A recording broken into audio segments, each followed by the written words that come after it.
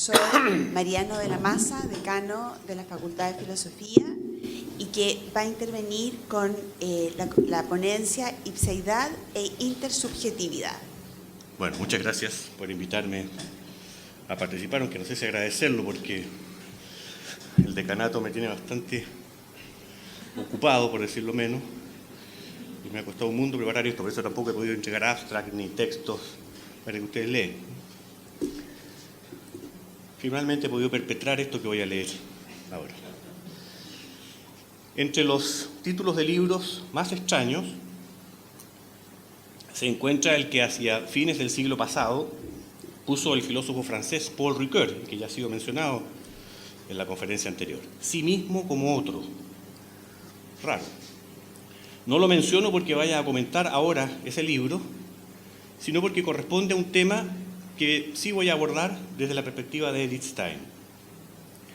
Se trata de un tema que tiene una larga historia, que se remonta en el pasado hasta fines del siglo XVIII y comienzos del siglo XIX, con el idealismo alemán en Fichte y Hegel, y llega hasta la filosofía más actual, con el ya mencionado Ricoeur y Axel Honneth, entre otros, pasando por Husserl y su discípula, a la que dedicamos este simposio.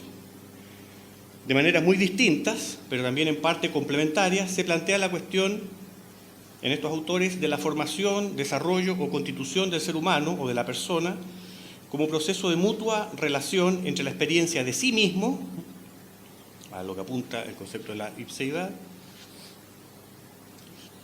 y la experiencia del otro. Este proceso es entendido y descrito en algunos casos como del reconocimiento mutuo, Hegel, Honneth, Ricoeur, en otros como demanda, exigencia o interpelación ética que proviene del otro, Fichte, Levinas, o como condición trascendental de posibilidad para la fundamentación de todas las ciencias que se refieren a la realidad del mundo, tanto del mundo natural como del mundo de la coexistencia humana, Husserl, o como proceso discursivo en procura del entendimiento que posibilite la interacción entre sujetos con diversas concepciones acerca de la realidad del mundo o de las normas de conducta social, Habermas. En lo que respecta a Edith Stein, como alumna y discípula de Edmund Husserl, con quien realizó su doctorado sobre el problema de la empatía en 1916, recoge la orientación fundamental iniciada por su maestro en un curso sobre la naturaleza y el espíritu, de 1903 en Göttingen, y desarrollado especialmente sus manuscritos para el segundo volumen de sus ideas relativas a una fenomenología pura y una filosofía fenomenológica, que culminaría posteriormente en la publicación de las lecciones famosas de la Sorbona en París, las meditaciones cartesianas, del año 29. Para exponer la reflexión de Edith Stein sobre este tema, escojo los escritos de su etapa fenomenológica entre 1915 y 1920, recogidos en el volumen segundo de sus obras completas, siguiendo preferentemente el hilo que ofrece en su introducción a la filosofía, que no fue publicada en vida, pero se escribió entre 1917 y 1920, un poco posterior al problema de la empatía y simultáneo al escrito sobre causalidad psíquica. En la segunda parte de esta introducción a la filosofía, que lleva por título Los problemas de la subjetividad, Edith Stein aborda el tema desde la perspectiva del conocimiento de la persona humana y desarrolla la tesis de que este conocimiento solo es posible cuando se entreveran dos caminos o experiencias complementarias: la experiencia de sí mismo y la experiencia del otro. Este complemento es, a su juicio, particularmente importante para poder captar la unidad de la persona, pues es la condición de la que depende que se haga presente lo que llama el núcleo de la persona, al que caracteriza como la raíz formativa a partir de la cual se plasma unitariamente todo su ser interior y exterior. En este punto es necesario distinguir entre los conceptos del yo y la persona, tal como lo entiende Edith Stein. El yo es, en primer lugar, el yo puro, el sujeto de las vivencias de la conciencia, que no tiene ninguna cualidad, es indescriptible como tal. No es todavía un yo individual, pues para ello debe poder contrastarse con un tú, con otro, tú o él. En un segundo sentido, el yo es la unidad de la corriente de la conciencia en la que se enlazan diversas vivencias actuales, pasadas y futuras, que se deslizan una a otra. Esta segunda forma tampoco constituye todavía el yo individual o personal, para el cual se requiere algo más, a saber, una unidad psicofísica de estructura peculiar. Esta estructura supone el alma subyacente, portadora de las vivencias como unidad sustancial de propiedades constantes. Cuando las vivencias en las que se manifiesta son mis vivencias, cuando son actos en los que vive mi yo puro, esta unidad sustancial es también mi alma. Pero el alma está siempre en un cuerpo vivo que contribuye con ella a la diferenciación cualitativa entre los distintos sujetos empíricos. El yo personal posee, por tanto, propiedades variables de unos a otros. Es algo en sí mismo determinado que sella cada acto que brota de él como vivencia precisamente de esta y no de otra persona, dice Edith Stein. Este ser sí mismo del yo es el puente mediador entre el yo puro y la persona. Pues la persona, no es algo simplemente dado, sino algo en desarrollo. Nuestra autora define a la persona así, siempre en Introducción a la Filosofía. La persona es el sujeto de una vida actual del yo, un sujeto que tiene cuerpo y alma, que posee cualidades corporales y anímicas, que está especialmente dotado de un carácter que se va desarrollando, o con cualidades que se van desarrollando bajo la influencia de circunstancias externas y que en esta evolución hace que se desarrolle una disposición original que él poseía.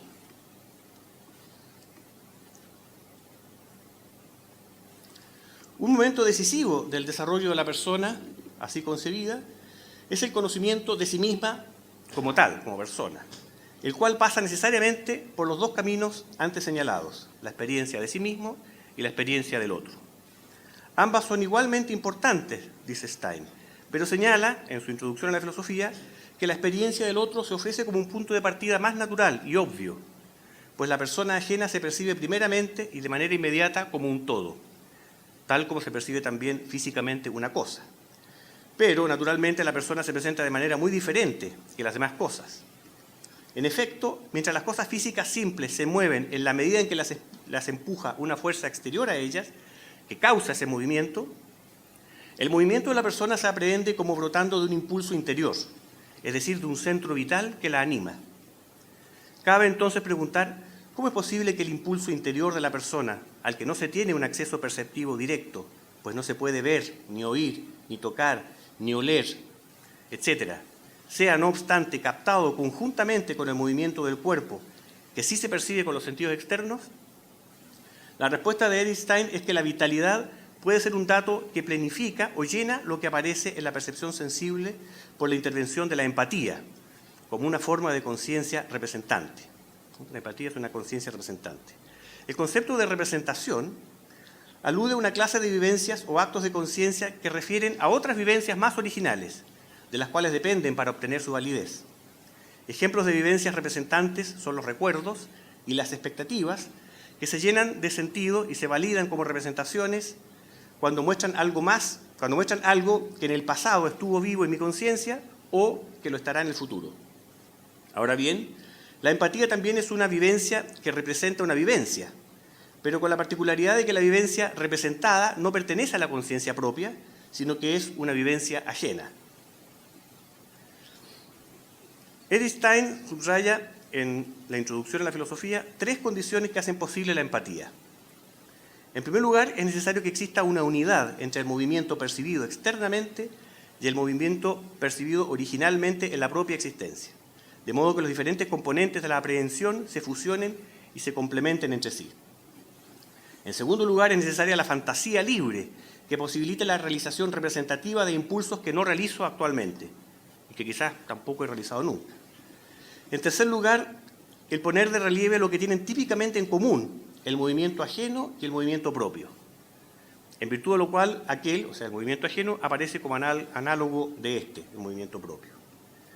El contenido de la empatía no necesita coincidir completamente con el impulso del movimiento que representa. Por lo mismo, la percepción del otro puede inducir a engaño, podemos engañarnos respecto al otro. Puede ocurrir, por ejemplo, que por el hecho de que alguna causa externa del movimiento haya permanecido oculta y solo se descubra al avanzar progresivamente la experiencia perceptiva, se produzca la impresión de que hay un movimiento vital allí donde en realidad hay que dar más bien una explicación mecánica de ese movimiento. Un ejemplo que la propia Edith Stein pone es el de la heliotropía de las plantas, es decir, el movimiento orientado hacia la luz solar que pareciera obedecer a un impulso interno, pero que en realidad obedece a una causa externa. Otra posibilidad de engaño se da cuando al realizar la analogía se sobrepasa los límites de lo que es típicamente común entre ambos movimientos. Esto ocurre, por ejemplo, cuando al ser vivo no solo se le atribuye un centro vital desde el cual procede el impulso del movimiento, sino que se le atribuye algo más, por ejemplo, la conciencia de ese impulso. La corrección de estos posibles engaños solo puede darse mediante una ampliación progresiva de la experiencia externa y el continuo examen de la concordancia entre la percepción externa y la empatía. Aunque, dice Stein, nunca es posible encontrar una evidencia última que sea absolutamente decisiva, como la evidencia que tengo acerca de mi propia conciencia. En la percepción de los cuerpos físicos animados se encuentra también otra peculiaridad señalada por Edith Stein, lo que llama un curso evolutivo. Esto significa que estos cuerpos animados muestran a lo largo de la duración de su ser un cambio continuo en sus manifestaciones externas. Cambios como, por ejemplo, cambio de tamaño, de forma, de color, los cuales son distintos a otros cambios que obedecen a causas externas y que también se dan en estos cuerpos. Los cambios evolutivos constituyen un plus respecto del cambio físico causal y su captación depende de una aprehensión original del objeto en la que se ha reconocido como uno y el mismo en medio de la percepción del cambio de sus estados evolutivos. Por medio de la empatía se capta un estado vital a través de sus manifestaciones corporales que lo expresan, como los síntomas de salud o de enfermedad, de juventud o de ancianidad, de ascensión vital o de decadencia vital. También aquí pueden producirse representaciones que no coincidan con los estados vitales a los que se refieren. Por ejemplo, cuando se los representa como conscientes. Y también existe la posibilidad de considerar como cuerpo vivo algo, considerar equivocadamente como cuerpo vivo algo que solo tiene la apariencia de un cuerpo vivo, como una figura de cera, ¿no? En el Museo de Madame Tussauds, por ejemplo. Parece vivo, pero no lo es. Nuevamente, la supresión del engaño depende de la posibilidad de una percepción progresiva que descubra las diferencias entre ambos tipos de corporalidad. La transición del cuerpo físico al cuerpo vivo no se completa con la aprehensión de la vitalidad, ¿no? Del carácter vivo del cuerpo. Además, se requiere la aprehensión de la sensibilidad, la cual no se da donde quiera que se tiene la impresión de vitalidad. No siempre que hay vitalidad, o no en todas las locaciones donde hay vitalidad, hay sensibilidad. Edith Stein señala que la sensibilidad se convierte en objeto cuando hay una estructura y un movimiento típicos de la superficie del cuerpo, que esté en consonancia con la piel, por así decirlo, del percipiente. Así, por ejemplo, una superficie emplumada no aparece como parte del cuerpo vivo dotado de sensibilidad. Las plumas no tienen sensibilidad, hasta donde sabemos por lo menos. Por otra parte, hay que distinguir también la sensibilidad de las sensaciones actuales. Una sensación parece existir cuando una manifestación externa del cuerpo vivo parece alejarse de una manifestación normal, por ejemplo, cuando se percibe un corte o una hinchazón en la piel. A estos cambios corresponden sensaciones copercibidas y representadas por empatía, como por ejemplo la sensación de dolor. También parece haber sensación actual cuando el cuerpo aprehendido como cuerpo vivo sufre una acción exterior, un golpe, por ejemplo, o una presión.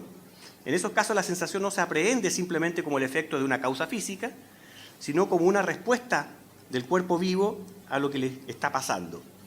También se coaprehende una sensación actual al aprehender una percepción del sujeto ajeno que no aparece en el cuerpo vivo, pero que por medio de la reflexión se muestra como un fragmento del contenido de la empatía. Oír, por ejemplo, un grito de dolor del otro me permite atribuirle la sensación de dolor. Con lo dicho hasta ahora, no se aprehende todavía al cuerpo vivo como un sujeto espiritual o como un yo consciente de sí mismo que realiza actos libres. La estructura de la conciencia personal, espiritual, solo asoma cuando ciertas manifestaciones del cuerpo tienen la peculiaridad de que no solo hacen coaparecer ciertas características o cualidades del individuo, como datos de la sensibilidad, sino que además son formas de expresar la vida del yo. Esta expresión se da ejemplarmente en la mirada, que ve en los ojos del otro la orientación espiritual volcada hacia un objeto como tal, como objeto. La expresión no revela solamente el carácter yoico del otro, sino también su modo de estar o de ser personal, su estado de ánimo, su gozo o tristeza, su afabilidad o enojo, su bondad o perversidad. En este nivel, la coaprehensión de lo anímico se diferencia de la que percibe sensiblemente el cuerpo vivo por el hecho de que no ve simplemente con la manifestación sensible, sino en ella o por medio de ella. Algo semejante ocurre con la comprensión de una palabra, que no está orientada hacia ella misma, sino hacia lo que ella significa, y respecto de lo cual ella hace como de puente. Del mismo modo, la expresión del rostro significa lo que expresa, dirige la mirada hacia su sentido. Pero junto con señalar la concordancia entre la comprensión de la palabra y la comprensión de la manifestación expresiva, Edith Stein muestra también las diferencias esenciales que se dan entre ambas. La palabra, entendida como unidad de un fonema verbal y de sentido, significa un objeto designado por ella. Ahora bien, el mismo significado puede designar distintos objetos, y por otra parte el mismo objeto puede ser designado mediante diversos significados. En cambio, en la expresión mímica no hay diferencia entre objeto y significado. La expresión significativa intuye el objeto en sí misma. El estado o la cualidad anímica individual que se capta por medio de la expresión es el significado mismo de la expresión.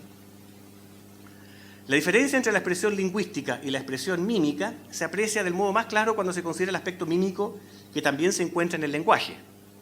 Desde el punto de vista del significado del lenguaje, es completamente indiferente el timbre o el tono de voz del hablante. Pero ese timbre y tono de voz son relevantes para comprender, a través de la mímica, los estados de ánimo y las peculiaridades subjetivas del hablante, más allá de lo que él mismo pueda decir acerca de sí mediante el lenguaje discursivo.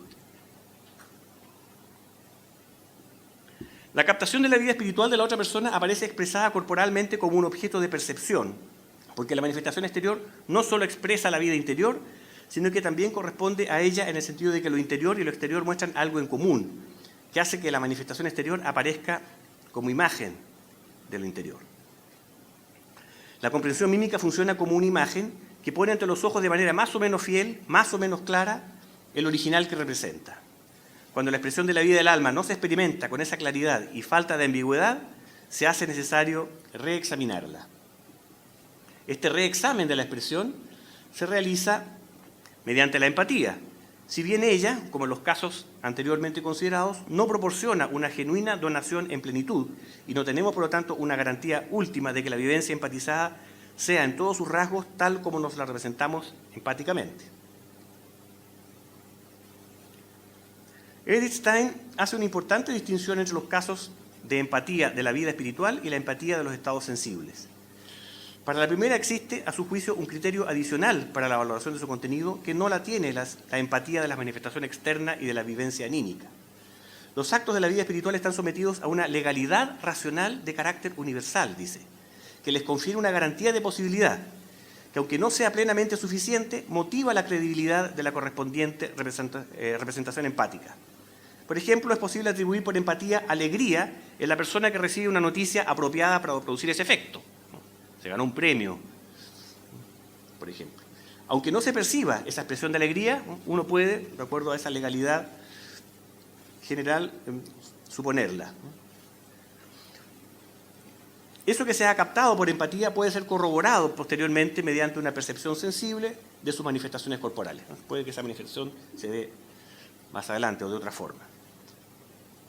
Naturalmente, en algunos casos puede aparecer una contradicción entre lo que se ve y lo que es producto de la empatía, en cuyo caso hay que eliminar el contenido de la empatía o bien considerar que la expresión no es fiel a su contenido. Otra característica que Edith Stein destaca como esencial en la aprehensión de la vida espiritual ajena es el hecho de que la representación empática de un estado de ánimo tiende a despertar en quien hace esa experiencia una actitud propia del mismo contenido. Hay una especie de contagio por el cual somos animados por los mismos sentimientos de alegría o tristeza que percibimos en el otro. Edith Stein llama a esta representación tendencia al vivenciar pleno, un término que toma de Theodor Lipps, que por lo demás una de las fuentes también de la teoría de Husserl. Pero añade que esta tendencia no siempre obedece a una manifestación evidente de otra persona. Puede ocurrir que yo no perciba o no me dé cuenta de dónde procede un estado de excitación o de tristeza que está en mi entorno y me embarga. Como sea, vemos que en cualquier caso mi vida experimenta una afluencia procedente del exterior al entrar en contacto con la vida ajena Y precisamente esa intensificación o enriquecimiento de la vida hace que la vida ajena aparezca con igual vitalidad y me permita atribuirle la misma originalidad que a mi vida, aunque yo no sea capaz de convertirla de la misma manera en un dato. Esas son expresiones de la propia Edith Stein. La aprehensión de la vida espiritual a través de las manifestaciones del individuo psicofísico permiten atribuirle una percepción del mundo tal como yo lo percibo, pero desde otro punto de vista. Si me sitúo empáticamente en el punto de vista del otro, entonces mi propio punto de vista deja de ser el punto cero de orientación espacial y se convierte para mí en un punto espacial más, al lado de otros, sin vinculación esencial con mi propia subjetividad. A través de la expresión y de las manifestaciones externas también salen a luz los rasgos del carácter y las peculiaridades individuales del otro. Al representarme esas peculiaridades mediante la empatía, puedo figurarme cómo se comportaría esa persona en determinadas circunstancias, comportamientos que una experiencia ulterior podrá confirmar o corregir. La captación de estas peculiaridades de su carácter hace que mi propia vida espiritual experimente transformaciones que la amplían o la estrechan, la enriquecen o la empobrecen, y además me hacen sentir superior o inferior o en pie de igualdad con el otro. Por ejemplo, respecto de mi capacidad de amar o de mi capacidad de confiar en los demás. Edith Stein se pregunta, ¿acaso es siempre necesaria la mediación del cuerpo para saber algo acerca de otra persona? O dicho de otra forma, si es concebible que solo sepamos acerca de esa otra persona en virtud de los efectos que experimentamos o del modo en que somos afectados por ella, corporalmente. A su juicio, por lo menos en Introducción a la Filosofía, anteriormente lo presentaba de una manera más dudosa, es posible admitir que la mediación del cuerpo no es siempre necesaria, como lo corrobora el hecho de que a menudo tenemos la impresión de que alguien se encuentra en una habitación aunque no vemos a nadie. Pero también en los casos en que la percepción del cuerpo ajeno nos asegura la existencia de otro, incluso en esos casos creemos saber algo sobre su condición espiritual que no se basa en manifestaciones externas. A veces creemos tener motivos para confiar o para desconfiar de alguien sin poder decir cuáles son los motivos para esa confianza o desconfianza. Ante una posible objeción de que en realidad en esos casos no se carece de intuición externa, solo que no llega a hacerse consciente y permanece en vivencias de trasfondo, nuestra filósofa aduce un argumento complementario que va más allá de la experiencia de personas humanas y que es sumamente reveladora de su propia experiencia espiritual.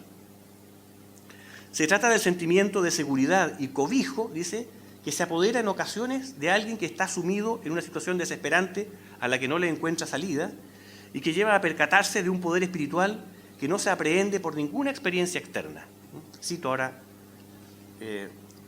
a Edith Stein porque es un texto, me parece, revelador de su propia alma.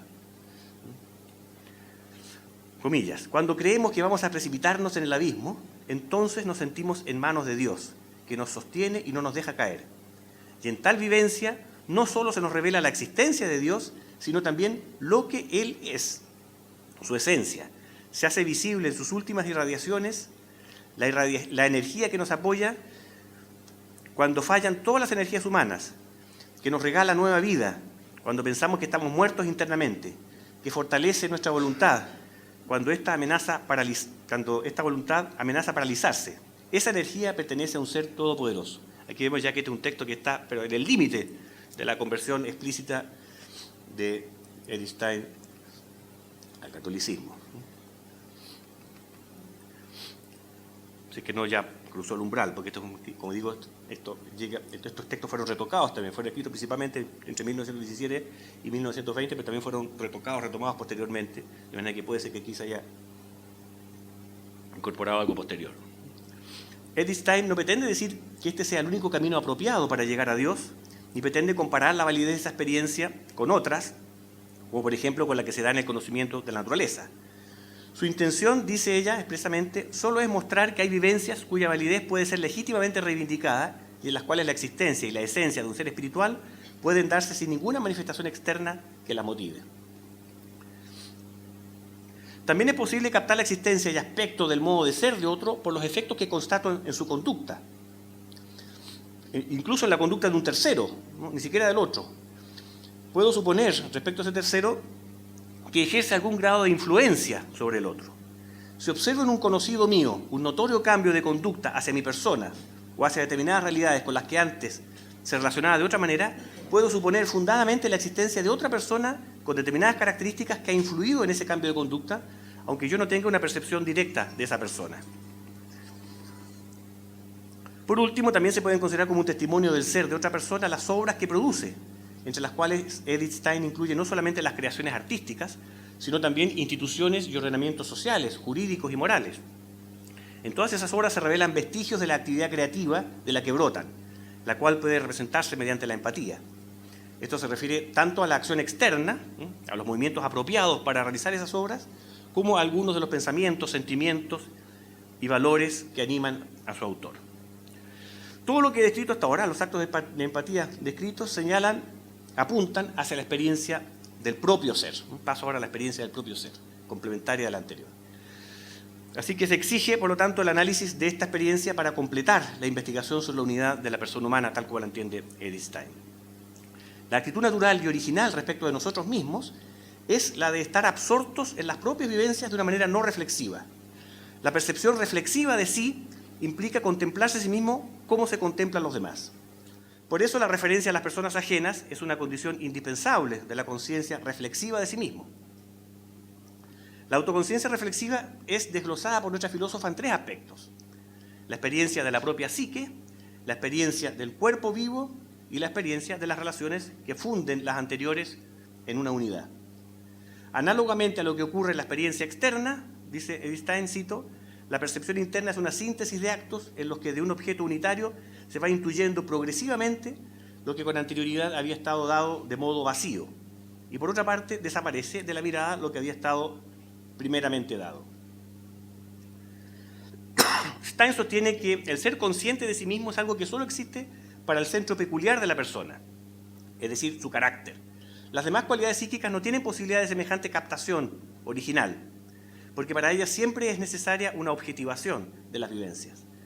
La mirada reflexiva dirigida hacia una vivencia personal o anímica presenta al alma como algo que es y que permanece, que era antes de llegar a vivirse esa experiencia y que será cuando ella también haya terminado. En ese sentido, el objeto de la intuición es trascendente, es decir, se capta de él más de lo que propiamente se le ha dado a la intuición. Lo que viene dado de manera intuitiva motiva la coaprehensión, no tan solo del pasado y el futuro, o la duración del ser personal, sino también de los distintos niveles anímicos de la persona.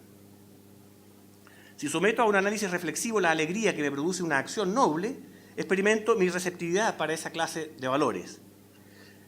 Ahora, si siento pesar por no ser yo el protagonista de esa acción, se me revela un rasgo de vanidad y con ello una cierta falta de pureza en el carácter. El conocimiento del propio carácter depende de la claridad y la distinción con que se revelan las vivencias originales a la reflexión. En la medida en que no pueden observarse ciertos rasgos, hay riesgo de error y de autoengaño. El engaño se puede producir también por la confusión de vivencias auténticas, dice Edith Stein, con vivencias inauténticas. La existencia de vivencias inauténticas se detecta al comprobar que hay una pugna o contradicción entre lo vivenciado originalmente y lo percibido. Por ejemplo, un determinado sentimiento que no brota del propio interior, sino de un efecto de contagio. Por ejemplo, en el estadio, ¿no es cierto?, cuando uno se pone a gritar cosas contra el árbitro, contra el rival, insultos, se puede percibir como podría ser erróneamente percibida como una manifestación de mi carácter, pero quizás no coincide con las cualidades de carácter originalmente vivenciadas como pertenecientes a mi individualidad particular. Puede que obedezcan a un efecto de contagio colectivo, de masa, de las circunstancias. A mí me ha pasado por lo menos. Aparte de las cualidades de carácter, existen otras cualidades psíquicas para las que, a diferencia de aquellas, no existe la conciencia original como fuente de conocimiento. Se trata de las cualidades sensibles e intelectuales, de las que si bien soy consciente, sin reflexión, no soy consciente en ellas de mí mismo como una persona con una peculiaridad determinada. Solo brotan del yo puro, pero, dice Edith Stein, el alma no vive en ellas, no tienen profundidad. Pueden analizarse reflexivamente como manifestaciones de cualidades o capacidades duraderas de la persona, respecto a las cuales también es posible engañarse, sin embargo. Por ejemplo, si yo me atribuyo pensamientos que en realidad he adoptado de otras personas, ¿no? En estos casos no existe, como en el caso del carácter, la posibilidad de excluir el error por recurso a la falta de coincidencia de las cualidades percibidas con la peculiaridad vivenciada originalmente, porque no hay esta vivencia original. Tampoco existe una conexión estructural entre las distintas cualidades que permita excluir ciertos datos por ser incompatibles con otros. Por lo tanto, no hay otra posibilidad de corrección que la rectificación de las percepciones mediante otras manifestaciones que muestren la cualidad atribuida bajo una luz diferente. Habiendo establecido que no existe una conciencia original de las capacidades psíquicas, excepto del carácter, Edith Stein aclara, sin embargo, que en todo acto espontáneo, ya sean movimientos propios, pensamientos o decisiones, se encuentra la vivencia original del poder o la libertad de realizarlo. Esta afirmación no se contradice con lo anteriormente dicho, pues la libertad no es una cualidad perdurable que aumenta o disminuye con la realización o no realización de actos libres. La conciencia de la libertad existe aunque las circunstancias sean desfavorables para ejercerla en tal o cual sentido. Su diferencia con las capacidades humanas se ve con claridad si se tiene en cuenta que el desarrollo de estas capacidades presupone justamente la libertad como condición de su posibilidad. Esto no significa que la libertad no tenga límites. No soy capaz de hacerlo todo y la vivencia de este no poder me hace consciente de los límites de mi propia manera de ser. Paso a la percepción del cuerpo propio, cuerpo vivo. La autopercepción es siempre percepción de la persona entera, tanto de lo psíquico como de lo corporal, aunque la atención se dirija preferentemente hacia uno u otro aspecto. El cuerpo vivo se presenta como un cuerpo físico de índole especial, que muestra notables diferencias con otros cuerpos físicos. Respecto de un cuerpo físico ajeno, puedo cambiar mi posición con gran libertad, acercándome o alejándome de él, y llenando con nuevas percepciones sus componentes que se me dan primeramente como vacíos. En cambio, no me puedo alejar de mi cuerpo físico vivo. Este se encuentra siempre unido a mí en el punto cero de la orientación, separando y a la vez vinculando conmigo al resto del mundo corpóreo. Solo puedo acercar o alejar de mí algunas de sus partes, como las manos, por ejemplo, dentro de este campo cero. Por lo tanto, participa este cambio de todo cambio de orientación que yo hago, mi cuerpo, así como de toda percepción, incluida la percepción de mí mismo. Pero en toda percepción externa del cuerpo vivo quedan componentes vacíos que no pueden ser llenados. Por mucho que tuerza la cabeza o los ojos, no podré verlos directamente jamás como veo los distintos lados de un cuerpo ajeno. Trato de ver mis ojos torciéndolos y no me resulta. No obstante, esos componentes vacíos permiten un llenado mediante intuiciones de otra índole al integrarse la percepción externa del cuerpo físico con una captación del cuerpo vivo desde el interior, constituyendo un mismo y único objeto en el que las dos maneras de aprehensión se complementan y eventualmente se rectifican entre sí. Al deslizar mi mano por mi cabeza, tengo una serie de sensaciones táctiles por medio de las cuales la cabeza aparece como parte de mi cuerpo vivo, es decir, como mi cabeza. Y al mismo tiempo tengo una percepción táctil de una superficie que es la parte superior de un cuerpo físico. Ambos cuerpos, el cuerpo físico y el cuerpo vivo, que es mi cabeza, coinciden en su extensión, aparecen como una y la misma cosa. Pero en la percepción del cuerpo vivo palpado por el tacto se captan, además, otras determinaciones que no corresponden a ese sentido u otro sentido en juego, puesto que también ha sido visto o percibido por otros sentidos.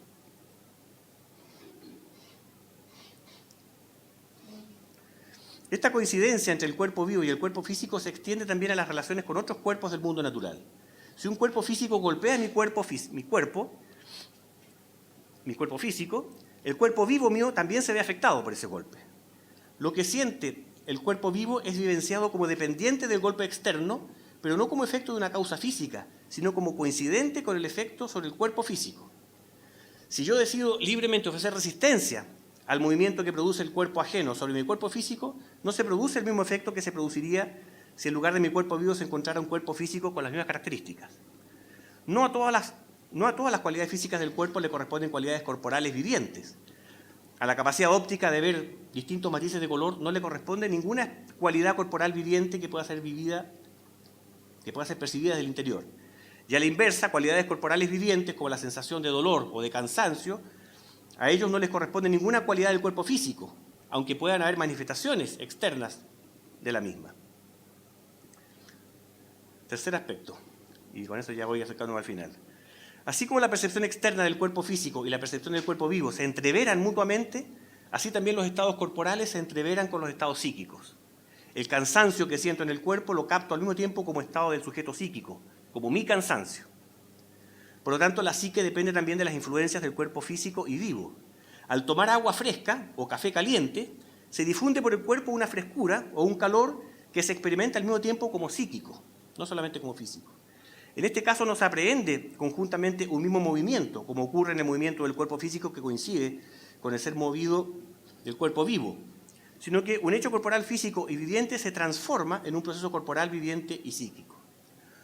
Otro fenómeno que revela la unidad entre la psique y el cuerpo vivo es la expresión corporal de la vida interior, como por ejemplo cuando cierro el puño o aprieto la mandíbula como expresión de cólera. Esta expresión corpórea puede ser captada tanto en una percepción exterior como en una percepción del cuerpo vivo, aunque no necesariamente en forma simultánea.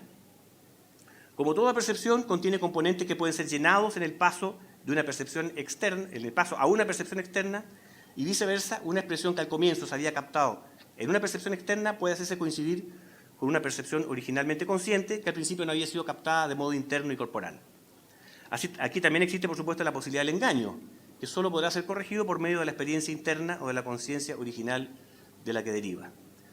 Para cerrar el círculo de los caminos, y con esto ya termino, para cerrar el círculo de los caminos que conducen al conocimiento de la persona, Edith Stein recalca que lo que se ha dicho de la experiencia propia revela que ella no es suficiente para conocer a la persona como un todo. Para que la experiencia de la persona llene los vacíos que son inherentes a la unilateralidad de esa mirada, se requiere la experiencia de los otros. Es en virtud de esta que el cuerpo físico de la persona aparece como análogo a los demás cuerpos y no como algo absolutamente singular. Por lo mismo, el cuerpo vivo no se halla solamente en el punto cero de la orientación, sino en cualquier lugar del espacio objetivo. Asimismo, se percibe que la psique de la persona se halla donde quiera se encuentra en cuerpo vivo. Por otra parte, la experiencia de la persona ajena llena intuitivamente para nosotros el cuerpo expresivo que se nos presenta en su apariencia exterior. Lo interior no llegaría a ser nunca un dato para nuestra experiencia propia sin la experiencia del otro. Al aprehender la propia persona como análoga a la persona ajena, se convierte para nosotros en representación o en dato intuitivo el o los factores que hacen de la persona un todo integral. Y aquí termino porque ya me pasé bastante la hora, parece. Gracias.